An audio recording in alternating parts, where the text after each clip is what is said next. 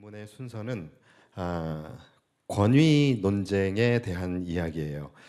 예수님께서 성전에 들어가셔서 천국의 복음을 전파하시고 또 사람들에게 하나님의 말씀을 가르치시는데 그때에 대제사장들과 장로들이 예수님께 나와서 지금 예수님이 하고 계시는 그 행동에 대해서 문제를 제기합니다.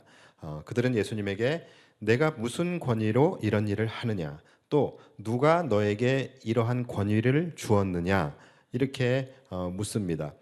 자, 그런데 이 대제사장과 장로들의 입장도 우리가 또 이해를 해줘야 됩니다.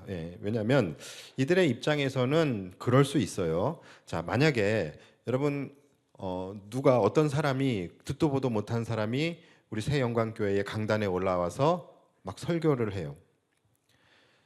그 사람은 알고 봤더니 신학교도 안 나왔고 신학 학위도 없고 또 이렇게 말씀을 전할 수 있는 강도권도 없고 심지어 목사 안수도 받은 적이 없는 사람이에요. 아무 자격이 없는 그런 사람인데 막 여러분들을 모아놓고서 설교를 하고 말씀을 가르쳐요. 제가 그 소식을 들었어요. 제가 어떻게 하겠습니까? 제가 뛰어와서 그 사람에게 쌍시옷이 들어가는 말을 하겠죠. 샬롬 이렇게 그렇죠? 예, 인사는 해야 될 거 아니에요, 그렇죠? 샬롬 인사하고 당신 누구십니까? 누구신데 강도권도 없이 이렇게 강단에서 설교를 하십니까? 물을 수 있잖아요, 그렇죠? 그러니까 지금 대제사장과 장로들 역시 지금 그런 상황이에요. 예수님이 말씀을 전하신다는데 예수님은 신학교를 나오신 분도 아니에요. 그리고 율법학자도 아닙니다. 그리고 제사장은 더더욱 아니에요. 그러니까 예수님이 도대체 무슨 자격으로 이렇게 사람들을 불러놓고서 말씀을 전하시냐라는 거예요. 들어보니까 목사는 아니고 목수라고 하는데, 아니 목수가 왜 지금 성전에 나와서 사람들에게 말씀을 가르치고 있느냐. 그리고 또 들어보니까 어제는 또 이 사람이 와가지고서 또 성전에서 한바탕 난동을 부렸다고 하는데, 막 채찍을 가지고 와서 상을 둘러엎고 막 장사하는 사람들 내쫓고 막 그렇게 성전 안에서 이렇게 큰 무리를 일으켰다라고 하는데, 또 오늘은 와가지고서 또 설교를 하고 있으니까 이 제사장과 장로들이 이 예루살렘 공의회의 권한을 가지고서 공적으로 지금 예수님에게 정식으로 문제 제기를 하기 위해서 지금 온 것입니다. 그래서 네가 무슨 권위로 이런 일을 하며 또 누가 너에게 이런 권위를 주었느냐라고 묻고 있는 겁니다. 자, 그러니까 여러분 제사장들의 입장에서는 충분히 이해가 가요, 안 가요? 가긴 또 뭘 가요? 가면 안 되죠. 예. 자, 그러니까 지금 이 상황이 굉장히 애매한 상황이기는 해요. 자, 왜냐면은 예수님이 그렇게 하실 수 있었던 이유가 있죠. 그렇죠? 예수님이 그렇게 하실 수 있었던 이유가 뭐예요? 바로 예수님이 성전의 주인이시기 때문에 그런 거예요. 그렇죠? 성전은 만민이 기도하는 집이고 하나님의 집이며 예수님이 그 성전의 주인이 되시죠. 그런데 주인이 아닌 자들이 성전을 차지하고서 성전을 뭐로 만들었어요? 강도의 구렬로, 강도의 소굴로 만들었어요. 그러니까 예수님이 가만히 있을 수 있으시겠습니까? 그래서 예수님께서 성전의 주인으로서 성전을 정화하는 그런 일을 하신 것이죠. 자, 그러면 이들이 성전의 주인도 아닌데 성전의 주인에게 네가 무슨 권위로 이런 일을 하느냐라고 묻는 거예요. 더 나아가서는 지금 피조물이 창조주에게 네가 무슨 권위로 이런 일을 하느냐라고 지금 묻고 있는 상황인 것입니다. 굉장히 아이러니하고 코미디와 같은 그런 상황인 거예요. 일전에 제가 제 차를 우리 이제 카페 옆에 보면 화단이 있잖아요. 그 화단 앞에다가 제 차를 이렇게 주차를 이제 해놨어요. 거기는 당연히 교회 땅입니다. 자, 그랬는데 전화가 모르는 번호로 전화가 왔어요. 근데 옆에 이제 소슬빌에 사시는 분인 것 같아요. 그런데 이분이 이제 거기다가 이제 주로 주차를 했었나 봐요. 그 자리에다가 본인 땅이 아니고 교회 땅인데 거기다 주차를 해왔었나 봐요. 그런데 이제 그날도 주차를 하려고 이렇게 했는데 제 차가 거기 돼 있잖아요. 그러니까 이분이 그 차에서 제 전화번호를 이렇게 해가지고서 저한테 전화를 건 거예요. 잔뜩 화가 나 있어요. 그래서 저한테 누구신데 여기다가 차를 대냐요. 그러면서 어디 오신 거예요? 그래서 교회에 왔는데요. 그랬더니 교회 어디요? 그래서 5층이요. 그랬더니 5층 어디요? 그러니까 제가 마치 거짓말을 하고 있다고 생각을 하는 듯이 막 이렇게 추궁을 하더라고요. 그래서 제가 가만히 듣다가 아니 교회 땅에 교회 차량을 주차했는데 뭐가 좀 잘못된 겁니까? 그랬더니 그분이 진짜 거기 교회 성도 맞아요? 아니 우리 교회에 출입하는 성도의 신분을 왜 소설빌에서 관리를 하는지 그래서 차마 제가 저 이 교회 담임 목사입니다라는 말을 못 하겠더라고요. 왜냐하면 이렇게 얘기하면 그분이 얼마나 민망하겠어요. 그래서 제가 그냥 저 교회 직원입니다. 그랬더니 알았어요. 그래서 이제 끊더라고요. 그래서 제가 그 전화를 받고 한동안 멍하니 예, 그렇게 있었었는데 그러니까 교회 사람도 아닌 사람이 교회 담임 목사에게 전화해서 왜 교회 땅에 주차를 하냐고 그렇게 다그치는 거죠. 그러니까 이런 상황과 비슷해요. 지금 교회의 주인도 아닌 성전의 주인도 아닌 자들이 성전의 주인인 예수님께 네가 무슨 권위로 이런 일을 하느냐라고 지금 따지고 묻는 겁니다. 자, 이들의 질문에 예수님께서 어떻게 반응을 하셨는지가 이제 오늘 본문 24절에 나옵니다. 자, 예수님께서 제가 뭐라고 말씀하셨는지 읽어드릴게요. 예수께서 대답하시되 나도 한 말을 너희에게 물으리니 너희가 대답하면 나도 무슨 권위로 이런 일을 하는지 이르리라. 자, 그러니까 예수님의 말씀 뭐예요? 너희 궁금해? 궁금하면 나도 너희에게 질문을 하나 할 테니까 너희가 거기에 대해서 대답하면 그때 나도 대답해 줄게 라고 이야기를 하시는 거예요. 자, 그러면서 이제 25절을 말씀하십니다. 요한의 세례가 하늘로부터 온 것이냐 아니면 사람으로부터 온 것이냐. 자, 이것을 물어보셔요. 자, 여러분 여기서 말하는 요한은 세례 요한이겠죠. 자, 세례 요한이 여러분 어떤 사람입니까? 광야에서 회개하라 천국이 가까웠느니라를 외치면서 사람들에게 천국을 선포하시고 회개를 선포하면서 그들에게 세례를 주었던 사람, 그 사람이 바로 세례 요한이에요. 그 당시에 이 세례 요한의 등장은 온 세상이 떠들썩할 만큼 이 세례 요한의 등장은 굉장히 특별했습니다. 그래서 각지에서 많은 사람들이 세례 요한에게 나와 말씀을 듣고 세례를 받는 그런 일이 있었어요. 그러니까 그 당시에 모든 유대인들에게 세례 요한이라는 사람의 존재는 와, 저 사람 메시아 아니야라고 착각할 만큼 세례 요한은 하나님의 거룩한 선지자다라는 것으로 사람들에게 인정과 존경을 받았던 사람입니다. 누구만 빼고요? 바로 지금 예수님 앞에 있는 대제사장들과 또 성전 지도자들, 이들만 빼고 모든 사람이 그 사람을 하나님의 사람으로, 하나님의 선지자로 인정을 하고 존경했던 그 사람이에요. 자, 그러면 이 사람들은 왜 세례 요한을 인정하지 않았을까요? 이들은 세례 요한에게 나가서 세례도 받지 않았어요. 자, 그 이유는 이 세례 요한의 권위가 자신들보다 더 높아지게 될 경우에 자신들의 권위가 침해를 당하고 자신들의 기득권을 잃어버리게 될 수 있기 때문에 이들은 세례 요한을 배척하게 된 것이죠. 자, 그러니까 예수님의 이 질문에 이들은 이제 어떻게 대답을 해야 할지 딜레마에 빠져버릴 수밖에 없게 되는 거예요. 이들이 만약에 세례 요한의 권위가 하나님으로부터 왔다라고 그렇게 이야기를 하게 되면 이들은 뭘 인정하는 거예요? 본인들이 세례 요한을 인정하지 않았잖아요. 그러니까 자신들이 잘못되었음을 인정하는 것밖에 안 되는 거예요. 세례 요한의 권위가 하나님으로부터 왔다라고 하면 본인들은 뭐예요? 하나님의 권위를 인정하지 않고 배척하고 거부한 사람들이 되어버리게 되는 것이죠. 그러니까 그렇게는 절대로 말할 수가 없어요. 자, 그럼 세례 요한의 권위가 사람으로부터 왔다. 자, 이렇게 얘기하자니 그것도 안 돼요. 왜냐하면 지금 밖에 수많은 사람들이 지금 다 세례 요한을 하나님의 선지자로 믿고 인정하면서 존경하고 있습니다. 자, 그런 상황에서 이 성전의 지도자들이 세례 요한의 권위는 사람에게로 왔고 자기 스스로 만들어낸 권위다라고 이야기하는 순간 수많은 사람들이 소동하게 되고 그들의 문매를 맞게 될 것은 뻔한 일이에요. 자, 그러니까 지금 이들은 이렇게도 대답 못하고 저렇게도 대답 못하는 그런 외통수에 걸려버린 지금 그런 상황이 되어져 버린 겁니다. 그래서 이들은 한참 예수님의 그 질문 앞에서 자기들끼리 모여서 한참 의논을 합니다. 어떻게 이야기를 해야 할까? 그리고 본인들의 입장을 간단하게 정리해서 이제 예수님에게 이야기를 합니다. 뭐라 그러냐면 몰라라고 이야기를 합니다. 자, 그러자 예수님도 그럼 나도 몰라라고 대답을 하시면서 마무리가 되었다라고 하는 훈훈한 이야기예요. 자, 이들이 뭐라 그랬어요? 우리가 알지 못하노라, 몰라, 그렇게 얘기를 한 거예요. 자, 그러자 예수께서 이르시되 나도 무슨 권위로 이런 일을 하는지 너희에게 이르지 아니하리라, 이렇게 말씀하신 거예요.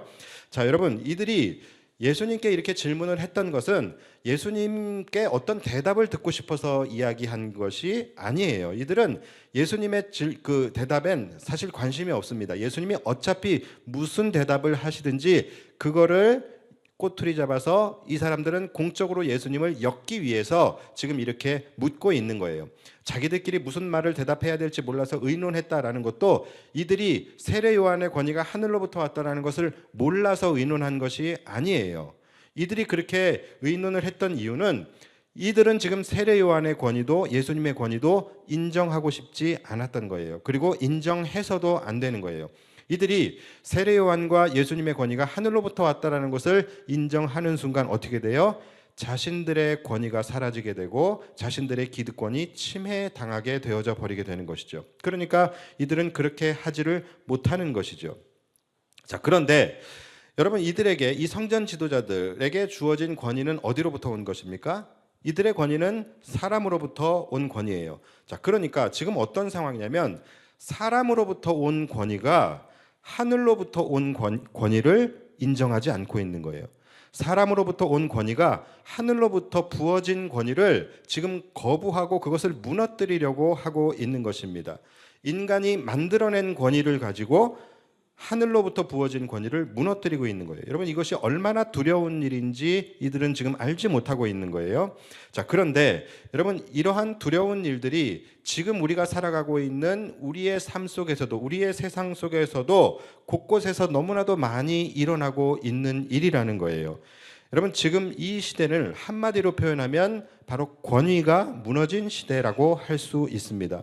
지금 부모의 권위, 그리고 교사의 권위, 그리고 지도자의 권위가 무너져 있는 세상이에요. 여러분, 부모의 권위가 어디서부터 나왔습니까? 부모의 권위는 어디로부터 왔어요? 자녀가 부여해 준 겁니까? 아니면 관공서에서, 동사무소에서 부모의 권위를 부여해 줬습니까?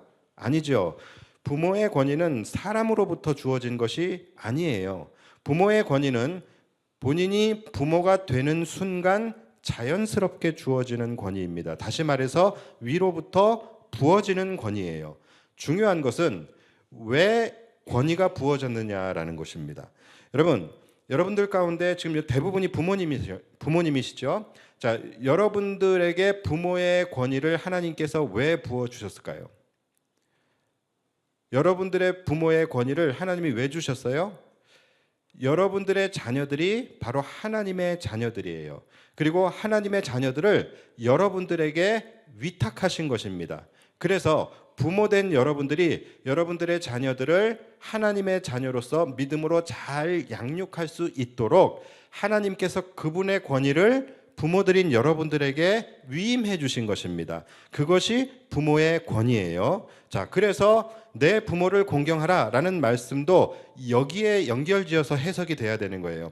하나님께서 부모에게 그분의 권위를 위임해 주셨기 때문에 1계명부터 4계명까지는 하나님의 권위를 인정하고 하나님을 섬기고 공경하라 라는 계명이었다면, 이어져서 내 부모를 공경하라 라는 것은 너희의 부모에게 나 여호와 하나님의 권위가 위임되었다라는 거예요. 그래서 하나님을 공경하듯이 너희 부모를 공경하라고 말씀을 하시는 것입니다. 그러니까 부모들에게는 하나님의 권위가 그들에게 위임되어져 있는 거예요. 그러니까 여러분, 자녀들은 이 부모의 권위를 인정해야 되는 거예요. 그리고 부모도 마찬가지입니다. 부모들도 부모의 권위라는 것이 자녀들을 향하여 아무 때나 막 윽박지르고 막 찍어 누르고 그런 것이 권위가 아니에요.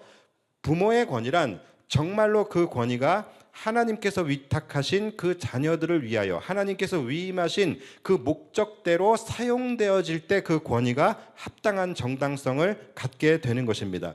그러니까 항상 문제는 어디서 일어나냐면 자녀들이 부모의 권위를 인정하지 않을 때에 문제가 일어납니다. 그리고 또 부모들이 그 부모의 권위를 올바로 사용하지 못하게 될 때에 문제가 일어나게 돼요.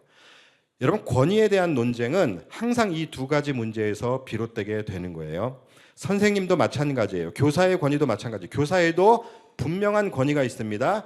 제자들을 잘 가르치고 훈육하기 위해서 위임받은 권위가 그들에게 있습니다. 분명히. 그런데 항상 문제는 어디서 일어나는 거예요? 제자들이 선생님의 권위를 인정하지 않을 때 문제가 일어나요. 그리고 선생님이 자신에게 위임된 권위를 올바로 사용하지 못하게 될 때 또 문제가 일어나게 되는 거예요. 항상 이 두 가지에서 문제가 일어나게 되는 거예요. 자, 그러면 선생님은 자신에게 맡겨진, 위임되어진 그 제자들을 잘 가르치고 훈육하기 위해서 때로는 그들을 꾸짖고 훈육하는 그런 교사라고 한다면 반드시 그들은 교사의 합당한 권위가 인정되고 존중되어져야 되는 것이겠죠. 그렇죠?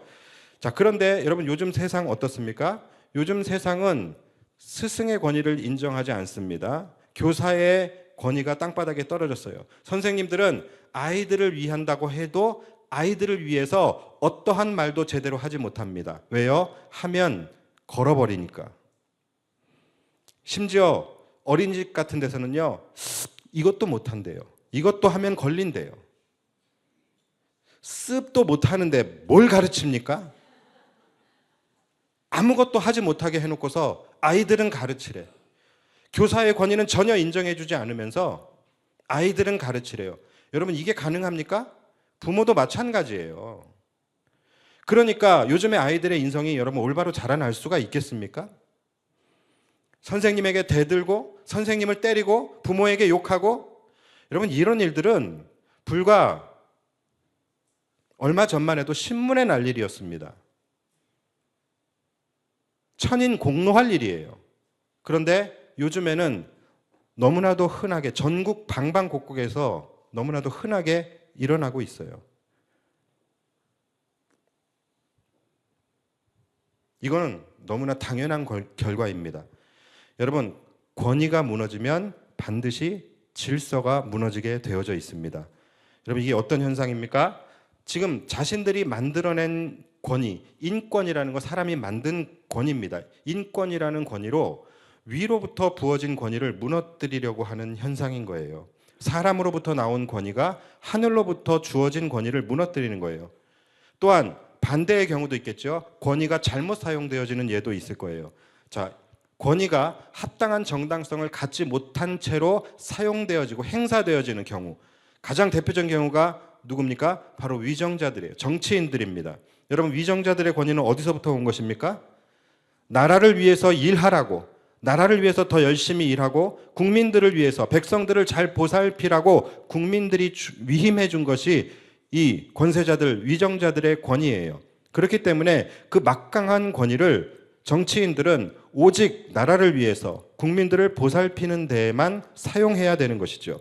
그것이 이들의 권위가 합당하게 존중되는 경우예요. 그런데 이들이 자기 사리사욕을 위해서, 그 권위를 사리사욕을 위해서 사용하게 되고 자신들의 정권을 위해서 사용하게 되고 자신들의 표를 얻기 위해서 사용하게 된다.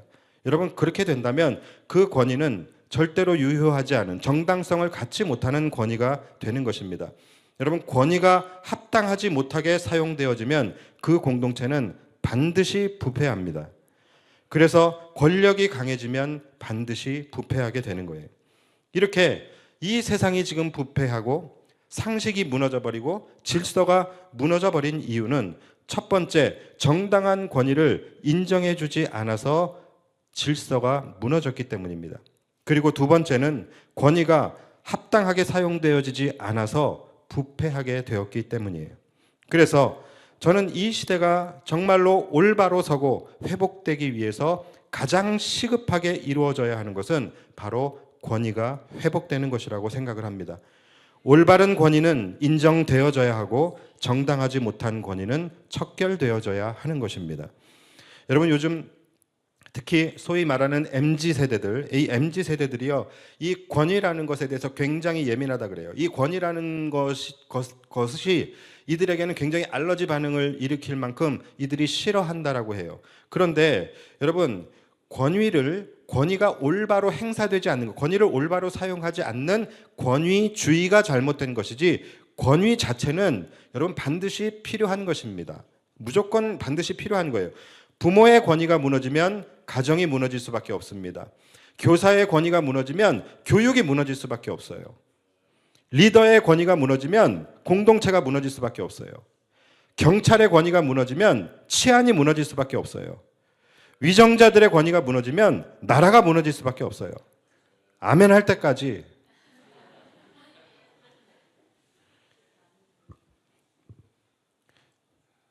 교회도 여러분 마찬가지예요.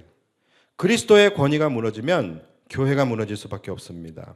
교회 안에서 말씀의 권위가 무너지면 성도들의 신앙이 무너질 수밖에 없는 거예요. 이 말에는 아멘이 어울리지 않아요. 여러분들의 신앙이 무너질 수밖에 없다니까요. 여러분, 목회자에게도 분명히 하나님이 주신 권위가 있습니다. 하나님께서 그분의 자녀들을 하나님의 자녀로 잘 양육하게 하기 위해서 부모에게 권위를 주셨듯이 하나님께서 그분의 사랑하는 양들을 목회자에게 위임하시고 목회자를 통하여 하나님의 백성으로 잘 양육되어질 수 있게 하기 위해서 목회자에게 주신 하나님의 권위가 분명히 있습니다.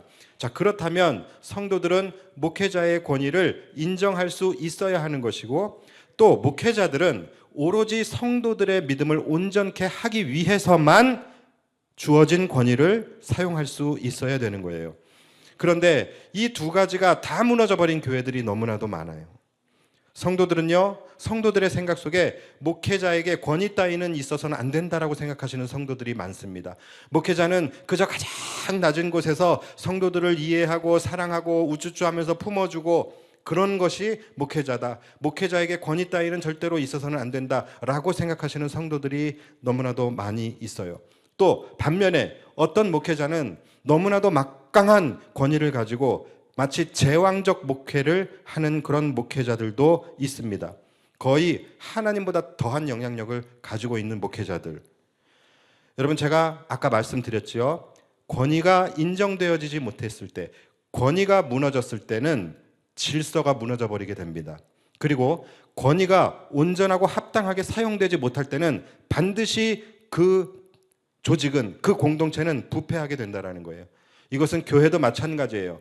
성도들이 목회자의 권위를 인정하지 못하게 될 때는요, 그 교회의 질서가 무너져 버리게 됩니다. 그러면 성도들 각 사람이 다 교회의 주인이 되어버려요. 질서가 무너져 버리게 되는 거예요. 또한 목회자가 자신의 권위를 오직 성도들의 영적 유익을 위해서만 사용되지 않고 목회자의 권위가 올바로 합당하게 사용되어지지 않게 되어질 때에 반드시 그 교회는 부패하게 되어져 있어요. 그래서 여러분 조심하셔야 됩니다. 성도들은 성도들대로 하나님이 위임하신 권위를 인정하고 존중할 수 있어야 하는 것이고, 목회자는 목회자들대로 하나님이 주신 권위를 정말로 두렵게 여기며 오로지 성도들의 믿음을 온전케 하는 데에만 사용할 수 있어야 되는 거예요. 그럴 때에 교회 안에 온전한 그리스도의 몸이 세워질 수 있게 되는 것입니다. 두 번째는 말씀의 권위예요. 여러분, 하나님의 말씀인 성경은 당연히 물론이고요, 목회자의 설교에도 권위가 있습니다. 이 권위가 있는 이유가 무엇입니까? 목회자가 신령하거나 목회자가 거룩해서가 아니에요. 목회자가 전하는 말씀에 하나님의 권위가 위임되어져 있기 때문에 그래요. 여러분, 모세가 바로 왕을 향하여 내 백성들을 놓아주라고 이야기하죠. 여러분, 이 말이 모세의 입을 통하여 나온 말이지만, 여러분, 이 말은 모세가 한 말입니까? 하나님의 말씀입니까? 이것은 하나님의 말씀이죠. 그렇죠? 그러니까 하나님께서 바로에게 하시고자 하는 말씀을 모세의 입을 통하여 모세에게 하나님의 말씀을 위임하신 거예요. 자, 그랬는데 바로가 들어요, 안 들어요? 안 듣지요. 자, 그러면 바로는 모세의 말을 거부한 겁니까? 하나님의 말을 거부한 겁니까?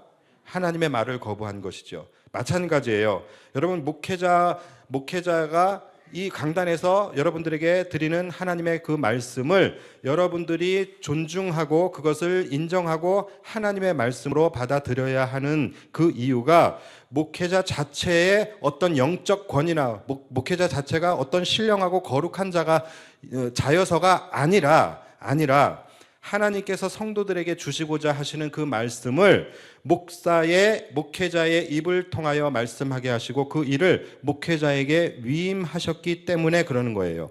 그러니까 제가 강단 밑에서 하는 말은 여러분들이 무시하셔도 괜찮아요. 우습게 여기셔도 괜찮아요. 그러나 제가 이 자리에서 강단 위에서 하는 말씀은 여러분들이 이 강단에서 선포하는 말씀만큼은 이 말씀의 권위를 인정하고 들으셔야 된다라는 것입니다. 그래야지 말씀의 권위가 여러분들의 인생 속에 살아있어야 여러분들의 삶의 질서가, 여러분들의 신앙의 질서가 무너지지 않을 수 있는 거예요. 교회는요, 어차피 말씀의 권위를 인정하는 사람들이 모인 무리예요. 모인 공동체라는 것이죠. 그렇기 때문에 이곳에는 무조건 말씀의 권위가 살아있어야 합니다. 교회 안에서 우리끼리 서로 싸우고 부딪히고 다투고 할 수도 있어요. 그러나 하나님의 말씀이 화평하라 하시면 그 말씀 앞에서 모두가 다 함께 순종하며 엎드려야 되는 거예요. 우리 안에서 분열이 일어난다 할지라도 주님께서 하나 되라 하십니다. 우리 요즘 큐티 할 때에 예수님께서 기도하신 게 뭐예요? 하나됨을 기도하고 계시잖아요. 주님께서 하나 되라 하시면 우리는 찍소리 말고 그 말씀 앞에서 순종해야 된다는 거예요. 그것이 말씀의 권위를 인정하는 사람들이 모인 교회, 무리라는 것이죠. 오늘 예수님께서 예수님의 권위를 인정하지 않는 대제사장과 장로들에게 예수님께서 한 가지의 비유를 말씀하세요. 그것이 뭐냐면 오늘 28절부터인데 내용은 이렇습니다. 아버지가 첫째 아들에게 얘야 너 오늘 포도원에 가서 좀 일 좀 해라. 그러니까 이 첫째 아들이 예 가겠습니다 하고서 포도원에 가지 않아요. 그리고 둘째 아들에게도 동일하게 얘야 너 오늘 포도원에 좀 가서 일 좀 해라. 그랬더니 이 둘째 아들은 뭐라 그래요? 싫어요. 안 가요. 그래요. 그랬는데 나중에 뉘우치고 그는 포도원에 갔대요. 자, 여러분 어떤 아들이 좋은 아들이에요? 여기서 좋은 아들은 없어요. 그렇죠? 좋은 아들은 네 하고 가는 아들이 좋은 아들이죠. 안타깝게도 여기서는 없어요. 그런데 그나마 그래도 이들 중에서 그나마 좋은 아들은 둘째 아들이겠지요. 왜 그런 거예요? 매력 있잖아요. 그렇죠? 안 갈 것처럼 하다가 가는 츤데레 같고 그래서 그런 건가요? 아니죠. 자, 가고 싶지 않다라고 하는 분명한 자신의 주장, 자신의 생각이 분명히 있었어요. 그렇죠? 그런데 시간이 지나고 나서 아버지의 말씀의 권위 앞에서 자신의 생각과 자신의 주장을 내려놓은 거예요. 그리고 말씀의 권위 앞에 순종한 것이죠. 그랬기 때문에 둘째 아들이 진짜 아들인 거예요. 첫째 아들은 앞에서 아버지의 말씀에 예 가겠습니다 하면서 말씀의 권위에 마치 순종하는 것처럼 말씀의 권위를 존중하는 것처럼 보였지만 결국은 어떻게 했어요? 말씀의 권위를 무시한 아들이었던 것이죠. 자, 그렇다면 우리 모두가 다 하나님의 아들이에요. 자, 그러면 여러분들은 어떤 아들이십니까? 주일에 말씀을 들을 때에 아멘 잘하시죠. 아멘, 아멘 잘하십니다. 아멘 가겠습니다. 아멘 그렇게 살겠습니다. 그런데 세상에 나가서는 말씀대로 살지 않는 것. 누굽니까? 첫째 아들이에요.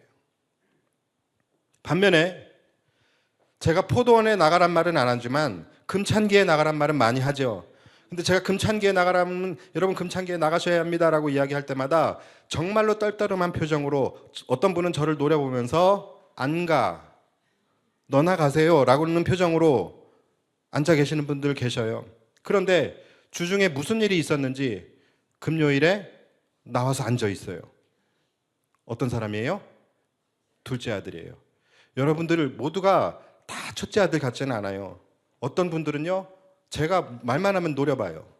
말만 하면 노려보는데 정작 금찬기에 앉아 있고, 말만 하면 노려보는데 정작 주방 가면 설거지하고 있고, 말만 하면 노려보는데 교회 손이 필요한 곳곳마다 그분이 가 있어요. 여러분들은 어떤 아들이십니까? 여기 계신 분들은 대부분 첫째 아들이에요. 그런데 간혹 둘째 아들도 있다니까요. 자신의 생각, 자신의 주장, 자신의 신념, 자신의 고집, 이것을 결국은 하나님의 말씀의 권위 앞에 내려놓는 거예요. 그리고 말씀을 따르시는 분들, 과연 어떤 자들이 주님의 진정한 자녀일까요? 그래서 여러분, 행함이 없는 믿음이 죽은 믿음이라고 이야기를 하는 거예요. 행함이 있어야지만 구원받는다라는 말이 아니라 하나님의 말씀의 권위 앞에 권위를 인정하는 자들은 그 권위를 순종할 수밖에 없다라는 것이죠. 야고보서에도 그런 말씀이 있잖아요. 너는 믿음이 있고 나는 행함이 있는데 너는 행함이 없는 믿음으로 너의 믿음을 보여라. 나는 행함으로 나의 믿음을 증명하겠다. 그러면서 허탄한 사람아, 행함이 없는 믿음이 헛것인 줄 왜 모르느냐라고 말씀하잖아요. 우리가 말씀의 권위를 인정하는 자라면 그 말씀에 행함으로 순종할 수밖에 없는 것이죠. 여러분, 오늘 우리가 이 말씀을 들으면서 내가 그동안에 그리스도의 권위를 얼마나 무시했고 교회의 권위를 얼마나 무시했으며 하나님의 말씀의 권위를 얼마나 무시하며 살아가고 있었는지를 다시 한번 돌아보면서 뉘우치는 시간이 되기를 바라요. 겉으로는 우리는 항상 주님이 나의 왕이라고 이야기를 하지만 실제적으로는 내가 왕으로 살아가고 있어요. 그래서 주님이 왕이라는 그 왕의 권위를 무시하며 살아가고 있었고, 입술로는 이 교회의 주인이 예수님의 몸된 교회라고 우리는 말하면서 항상 우리는 나의 영광을 위해서 교회를 다님으로 말미암아 교회의 영광을 무시하고, 우리 하나님의 말씀을 들을 때마다 아멘으로 화답하면서 실제적으로는 그 말씀의 권위대로 살아가고 있지 않는, 말씀의 권위를 무시하는 그러한 삶을 살지는 않았는지 내 자신을 돌아보기를 바랍니다. 여러분, 우리가 그렇게 지금 살아가고 있는 이유는 결국은 내 주장을 내려놓지 못해서예요. 결국은 나의 권위를 내려놓지 못했기 때문에 그렇습니다. 요한계시록 4장에 보면은 24장로들이 자신이 받은 그 영광스러운 면류관, 그 영광스러운 금 면류관을 예수님의 발 앞에, 예수님의 권세 앞에, 그분의 권위 앞에서 다 내려놓고 그분을 인정하며 예배하는 그런 장면이 나옵니다. 여러분, 우리도 마찬가지예요. 우리가 온전히 주님의 권위 앞에서, 교회의 권위 앞에서, 하나님의 말씀의 권위 앞에서 우리의 권위와 우리의 주장과 우리의 생각과 모든 것을 내려놓고 겸손히 정말로 우리의 삶의 이유와 목적이 오직 주님께 있음을 고백하며 나아갈 수 있는 우리 모두가 되시기를 주님의 이름으로 축복합니다.